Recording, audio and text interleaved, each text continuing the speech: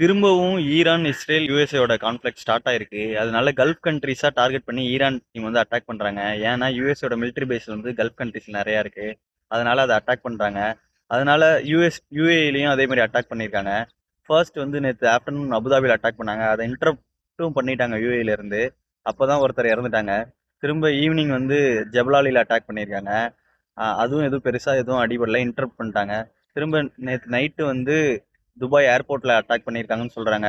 சில வீடியோஸ் யூடியூப்ஸ்ல வருது. அபிஷியலா இன்னும் எதுவும் பெருசா வரல.